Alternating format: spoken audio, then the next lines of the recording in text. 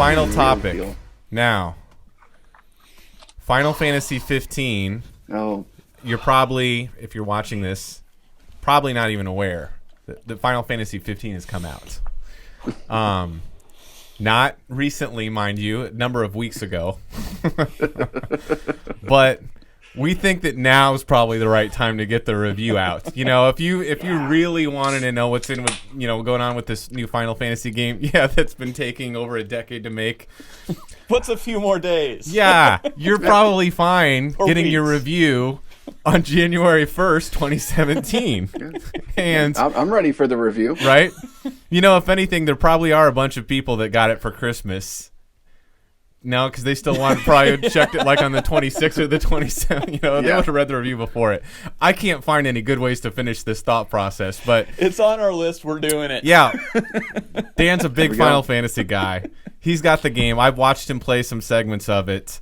I love watching this game. This looks like a game that I could even, get into. I think we all know that Ben's a little bit more simple-minded, that loves the Zelda stuff. Just let me power up the Master Sword to level 2. I don't need 30 fucking options of characteristics and attributes to get lost at and whatever. And don't get me wrong, it looks like there's some complexity, and I'll let you talk about this. Mm-hmm. But it also looks like it's done in a way that would be appealing to someone like me, the casual fan. Well, it's been 10 years. The game's finally out. You've seen the reviews out there. Forget all the other reviews, all the other opinions. Dan, what's your flat-out impression, thoughts, review of Final Fantasy 15? Take it away. Meh.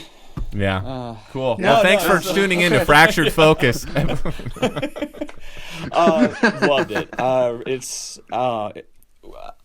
I had a chance to look into some of the game elements beforehand, obviously because I wanted to see what was going to be coming down the line. But I also didn't want to dig too far into it, where I already have 95% of the game already explained out to me before I had the chance to really explore it. Right. So the first thing is that when you load this thing up, every time you do, it's an announcement on the title screen that this is a Final Fantasy game for all players, not just. I mean, it even says that on the opening screen. Yeah, it literally says this as the title screen is loading. This is part of the intro, and to what we were talking about with the complexity is you can kind of see how they tried to scale that back a bit from what you would kind of see in more in-depth game designs like Dark Souls or something like that, where you still have the option for customization, but it's designed in such a way where you don't need to know the right way to develop a character to make them very proficient. Mm-hmm. Whatever you do with them, it'll help you play in the game in some shape or form, but there's not you don't have to kind of plan out in advance kind of how you want to grow this character. It's just you play the game, they will develop. They just will. So they added that level of simplicity. The other thing that I really liked about this, and you probably noticed this too when I was playing the game, is the combat system. It looks cool. It is a lot of fun, and there is an element of challenge to it. Whereas what people tend to come away with the Final Fantasy games, it's the turn-based role playing. I've got 4 guys in my party. I'm going to have him fight. I'm going to have him cast a spell. I'm going to have him use a potion on this guy, and then you just watch and see how those things kind of pan out. The system that this game uses, it's real-time action, and the fact that to really succeed in the game, to really kind of get the most out of it, you can't really go lone wolf on this. You're with 3 other guys. They have their traits and kind of how they fight. One's got a huge sword, one's got a couple of daggers, one person's got a gun. But the action as it plays out, where you're running your guy around, you're trying to execute combos on attacks, but it's not a button masher. If you try to do like a button mashing, you're gonna get your ass handed to you. But the way that they incorporate this, so back attacks, trying to get behind monsters, where your guys are at, and trying to time your attacks at the same time, so that they do, it's a cool, but it's a little unusual. They do like a little. We'll both hit the guy, and then we'll do like a back-to-back pose. Yeah, mid-fight, mind you. The after pose of when you pull something off like that. When I watch you do that, I'm like, holy shit, that was awesome. And then they do one of these things where they're just like a bro. Like, geez. yeah, an 80s cop buddy movie poster or something. You're like, what the fuck? But it's still cool. It is fun. Having being able to prompt the guys in your party to execute some special attacks that they have. One guy he does one where he will mark with his daggers like however many monsters are in this group that you're fighting. So if there's 5 of them, you're going to see him from his perspective throwing knives at all 5 of these guys, and then your guy, you see him warp from one to the other doing a slash on each one. It's just visually amazing. But just trying to get those mechanics down and being able to use the terrain around you. Maybe you want to warp up to a ledge so you're not going to get hit, or it's not just, you really have to take into account a lot of environmental factors, whether it's your guys, the monsters, the kind of monsters you're fighting, the timing of their attacks, the kind of attacks that they do, the landscape, the topography, all this other stuff. So it's not overwhelming at all, but it's really engaging. Like I will be driving around in my Rolls Royce with me and my 3 party guys, and I'll see off on the side that, okay, there's kind of like a rhino looking monster. All right, stop the car, everybody out. We're going like 500 feet over there. Hack him to pieces, get back in the car, and and keep going where we're going to. Come on, let's go kill that rhino. Yeah, again. That rhino wasn't doing nothing? No, it wasn't. That's why it was so easy to kill. Coming right for us. Getting mighty hot in this rhino. It's. Haven't seen that part of the game yet. I was taken aback a little bit. They interspliced some footage from the movie Kingsglaive, which is just the CGI film that Square Enix made that goes with the game. Essentially, it's a story told at the same time, but from a different kind of character that's intertwined with what's going on in the game, but you don't see him in the game, you don't see his friends in the game, but it's a way to kind of introduce you to the world that you're going to be playing in. So they interspliced some of that footage at kind of like a key early key moment that really drives the plot, but having watched the movie, it made sense to me. Somebody else watching it, they're just going to see a bunch of really beautiful scenes. There's no dialogue or anything. You just kind of see some action. You see some cuts to different things happening without really a strong understanding of. It's not really explained what's going on. Of what you're looking at. And after the fact, there's ways you can kind of piece together like what it was supposed to be, but it was pretty loose. Is it included in the disc? What's that? No, it like was. If you buy the game, you get to see separate. the movie. Yeah, which I was surprised about. But again, very visually appealing. It's still tied to the story. I like the story so far. I was a little nervous about kind of the limitation on the number of characters involved because this isn't your standard Final Fantasy where you're kind of building your group over the span of a game. Or your party changes. Exactly. Yeah, characters are kind of coming and going. It's you. Sometimes that's a problem, though. What's that? I mean, if you think about it, like most games nowadays, you're constantly upgrading equipment or upgrading companions or something like that, and it's nice to kind of have that taken out. I mean, yeah. I guess just my most recent thing is I'm playing Borderlands, so I'm constantly upgrading stuff and making my character and then doing the preferences, and it's a burden in some instances because you do find things you really like, and at some point you just level out of them. But it's I think taking that out's interesting. Yeah. And it frees it up. I'm somebody that likes to watch other people play video games in certain situations. Yeah, I like to watch.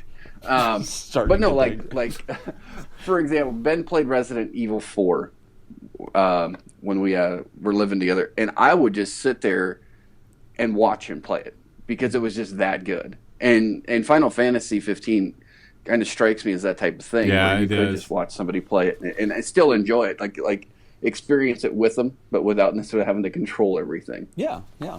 You know what?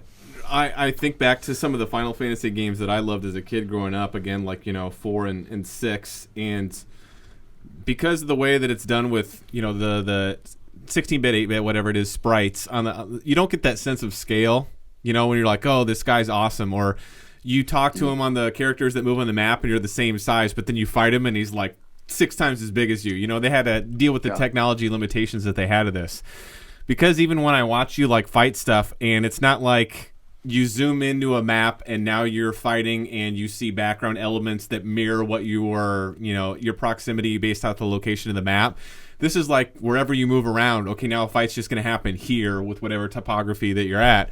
What was kind of cool is, because I know that you haven't gotten very far in the game, and I'm pumped to kind of see some of these big-ass monsters and summons and stuff. We got a little bit of a taste for some of the scaling on these. Yeah, the only thing we've seen, and this is something we're probably going to look back and think they thought that was big, losers. There's like this huge chicken bird thing. I mean, I don't even know what the hell. It was some kind of flying creature. It's got huge wings, but then more wings by its head or something, but it's huge. And he's like going around this. What were you there for? So, you were trying So the breakdown is that, you know, you're running a quest for somebody for whatever reason, doesn't really matter, and you're kind of on this this rocky ledge.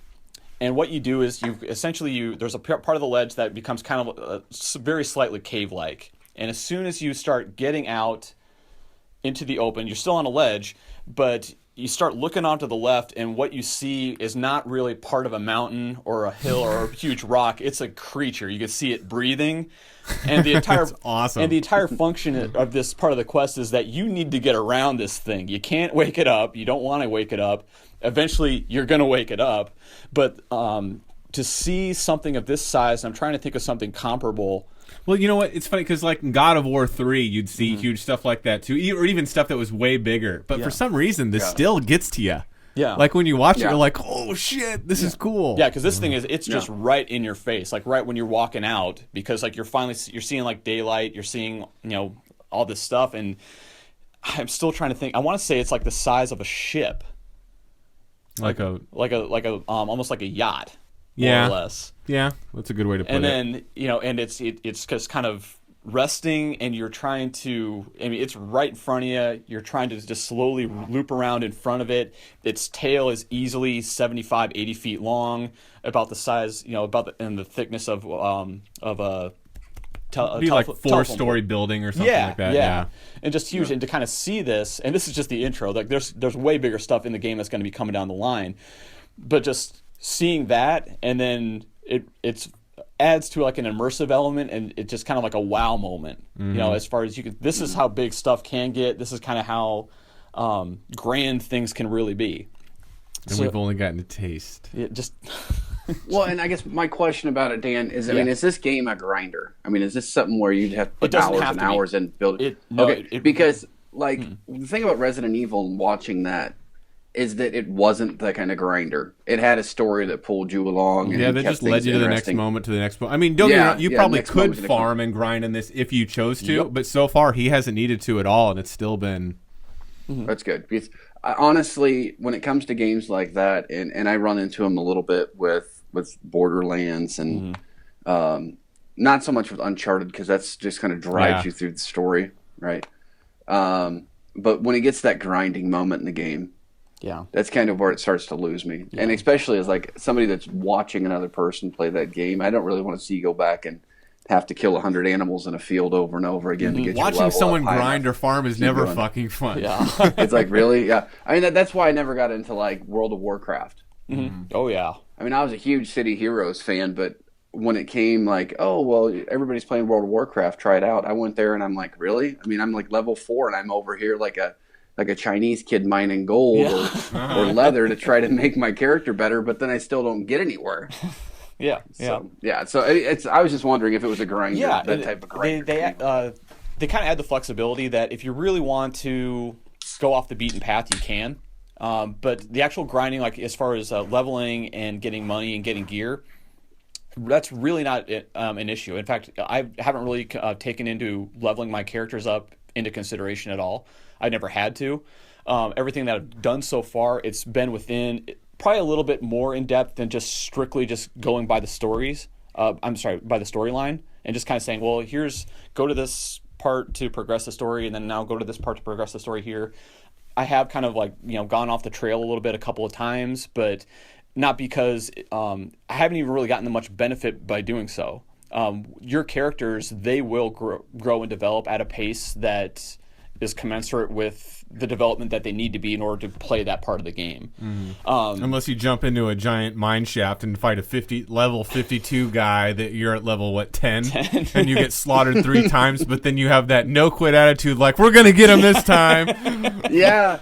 This is what I mean by going off the beaten path. It's like, I know, I understand that that was a part of the game where I'm in essentially a mine shaft, and you're just next to this huge 10-foot samurai dude that just fought him multiple times for probably an hour, and you could see no discernible damage to this dude at all.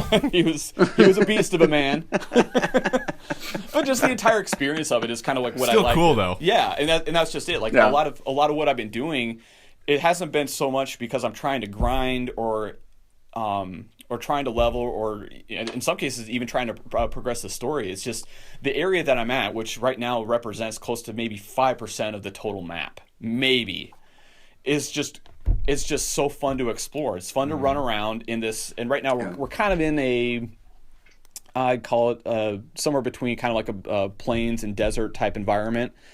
But just hopping in the car, I bought at different shops on the map, I think 5 different CDs to play in the car of different Final Fantasy game soundtracks. So that's kind of cool. So the opening theme, not like product placement of your own product. Yeah. In your own game. Oh my god. Hearing that shit is really cool. You know what would have been? I say funny, but actually, if they would have done this, you know how much we would have, and people on the internet would have been flipping the fuck out if they charged actual money to buy those CDs. Oh, microtransactions. Yeah, if they would have done microtransactions for that bullshit. Yeah. No, that is cool. Yeah, and just little stuff like that. You can the element of food being relevant in the game. Every night at the campsite, I've got a guy cooking something for me it'll boost your stats for the next day. But we finally got into the fishing element of the game, which is a lot of fun too. Just hanging, sitting on the dock of the bay. Yeah. I remember fishing in Zelda. Yeah, it was. I was telling him while I was watching this fishing game, like how much time Yumi and Jason would spend until 7 a.m. with a case of beer. And remember, this was fishing in Zelda on Nintendo 64. That is a tiny little pond, and we would do it for hours just trying to catch that lunker, and it was awesome. We had a blast. Yeah, and then finally what I was really surprised with is that one of the guys in your party, each person in your group has a special skill.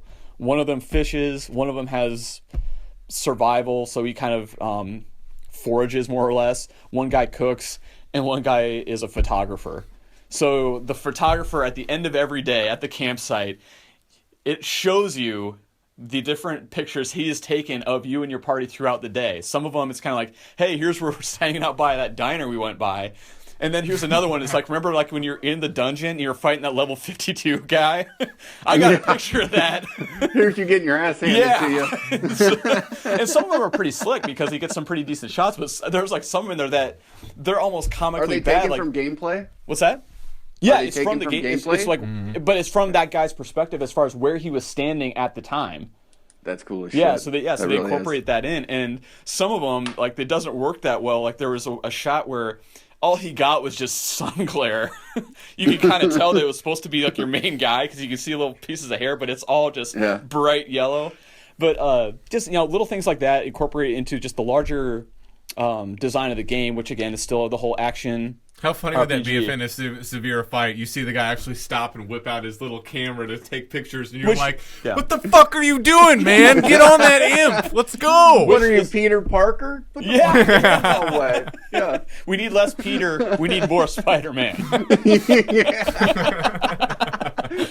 Get in there and get it done. Less Peter, more Spider-Man. But should make a T-shirt for you for that one. Yeah.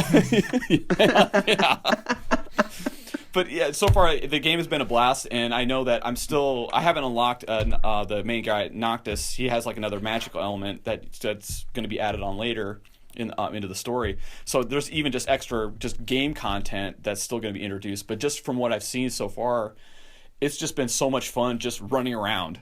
Going on, somebody doing like, well, here's a 100 quest where on your way to this other town that you're going to anyway. Yeah, if you go off the trail like maybe 500 feet, there's like a pack of like 4 or 5 unique monsters. see if you can take him down. Another one slaughters families. It's just without a second thought of marmosets. Wow. Families of marmosets. I kept thinking, man, one of those is probably pregnant. Yeah. Do they have PETA representatives within the game? Oh God, I think they probably should. Any kind of grief counseling? What I have done to some of these animals. Oh, it's disgusting. That doesn't. It's. All right, it's more brutal, less sexual. So it's... Okay. I'm not editing any parts of this video out. Okay, I don't have the energy or the time. So anything said here is going up online. It's all going up raw. Well, I'm hoping so. Yeah. No, I guess I did have a few other questions. Sure. I know that I was talking to Ben Christmas morning, or texting. 11 gigs of updates, or did you get the game digitally? No, I got the actual disc. So the original download for the game, I want to say, was about maybe around 5. But yeah, then the update, which because I know they've done.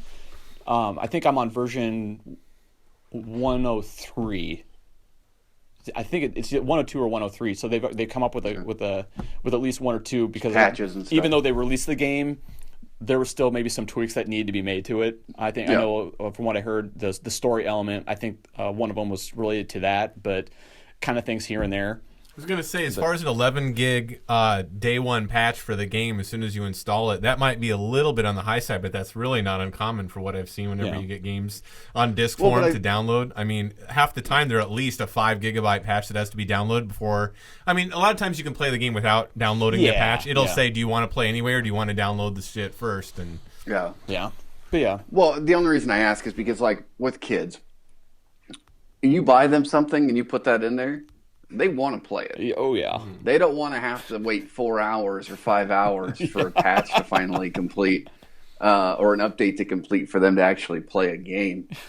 So I was just wondering what that was like. And then, like, what are the load times between levels or whatever? I mean, is it something where it gets bad because the loading? Just because I got done with Uncharted and it had some crazy load times, especially at the beginning, just to start the game.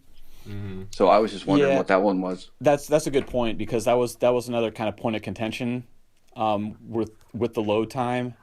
I'm talking like just title menu, from going from title menu to playing the game, or just from doing like warping out of a dungeon onto the main map again. Yeah, the load it's long for what we've come to expect for a load time if you're kind of changing zones, is what I'll call it. I mean, typically in the past, you want it under you want it under 10 seconds. Because it's at least 30, isn't it? Yeah, at least, and that's kind of that's a little bit of a bummer. But you get to play Galaga. So there's something to do between the that nice. was a lie. That was not true. Sorry. No, that was inaccurate. No. What I just said. Yes. That guy's playing Galaga. It was the opposite. There is no Galaga. Didn't think we saw you. But so that's kind of unfortunate, and I'm not. That could get better with time too if they get patches or updates to streamline the process. Or they could get Galaga in there. Yeah. I'd be cool with that. I mean, whatever. And it didn't really matter because at the time, and then I just whip out my phone. I'm like, I'll just play on another Final Fantasy game on my phone while I wait for my Final Fantasy game to load. Final Fantasy. Square Enix is staring at Dan with a big raging boner because he is our exact demographic. So, but and I'm trying to. I think that that kind of sums up more or less, the better parts of the game. But it just, it's just I really like just this whole open world experience that the game offers. Being able to explore just the small part of the map that I've been to, but just how interesting and intricate this world is. I mean, I'm easily going to get lost in this thing for well past the the storyline hours just to complete the game, and that'll just be my first pass. Then I'll go through again and do the perfect game. I remember watching you play. What about age group? Say what? What about age group and content? Is it something that my son could play? He's 8. So. Yeah, I don't see... The mechanic chick is super fucking hot, but there's nothing really that's that inappropriate. She's looking nice. It's just, I mean, she does redefines the Daisy... fucking tease. The Daisy Dukes. Yeah. She got the whale tail going on. And just, she wears a jacket, but we don't know why, because since she just zips it down to about yay low. And got the girls out. And she's washing your car. But there's nothing that'd be inappropriate for like 9-year-olds. Not inappropriate, but just kind of like Maybe, I mean, the mechanic girl would be a little sexually suggestive. But that's about it. There's violence-wise, not bad. Obviously no blood, no language or anything like that. No. Again, I haven't seen everything that you've been playing, but you know what? It is relatively tame. Coming from my take a little bit, having not played the game at all, but watching you play 13 when that was out, I remember seeing the commercials like, God, this looks so freaking cool. And watching you play and the fight stuff and just stuff zooming all over the place, I'm like, I don't even want to do this. Yeah. I don't even want to do this. It doesn't have to be the basics that I've talked about that I like, where they're just standing in a line doing stuff. But this has just lost my interest. It's just too all over the place, and it just doesn't, bring me any joy. Watching you play this, where you go into these fights and do some of the stuff we watched happen in Kingsglaive, made it look so doable, and it never lost me. Yeah. It never got to the point where it seemed like it was overwhelming from my perspective. I'm pumped to try this game at some point. Probably won't be doing it anytime in the immediate future, but I'm really freaking looking forward to this. And it looks like, would you say that this is better than I mean, what would you put this in your ranking of Final Fantasy games? Well, see, I just started, but I would put it up there with easily probably top 4. Mm-hmm. So which ones would be better than this one? I love 6. 6 is my bread and butter. Then of course probably 13. 13 you like better than this one? I do like 13 because I like the innovation of the paradigm system. Mm-hmm. It was a different kind of gameplay, but the story was really great. I loved that. Is aside from Cloud in Final Fantasy VII, Lightning is probably one of my favorite characters. Yeah, she was a cool character. And the voice acting was amazing. Yeah. CG and the cutscenes were really cool. It's just the and maybe there was a setting in there. I never really even got into 13 that you could have turned off some of the dynamic camera shifts, but and then of course 7, without a doubt. Cool. So cool. Well, do you guys have anything else to add, or any other questions that you got on Final Fantasy 15, Matt, that are dire or? No, I was honestly just interested. I mean, obviously it's one of those titles that if you want a lot of hype behind it, so you just like to know. Another interesting perspective, Mr. Conan O'Brien did a Clueless Gamer segment where he and Elijah Wood played this game, and take into account that this is a man that doesn't do gaming at all. So his rantings are just pristine as far as his reaction to the intro to the game, where you're actually, the first thing you do in the game is you're pushing a car that's run out of gas down the road. So imagine a non-gamer. This is what games have become. Yes, and those reactions are priceless. So, that was pretty funny. Yeah, ladies and gentlemen, this has been Fractured Focus, episode number 6, Hangover Edition, the show where we obsess about everything from geek culture to nerd news, along with random topics for discussion, and try to keep our stomachs in check after a fun night of New Year's Eve. What did you think about? Say what? Get back out there. Yeah, get back on that horse. Yeah. I'm going to get back into bed. What did you think about our topics? Let us know what you think in the comments below. Like, subscribe, share with your friends as we post a topic of the show each day of the week, Monday through Thursday, and try to entertain you with our semi-witty banter and our incessant and usually not hungover ramblings. Until next time, Internet.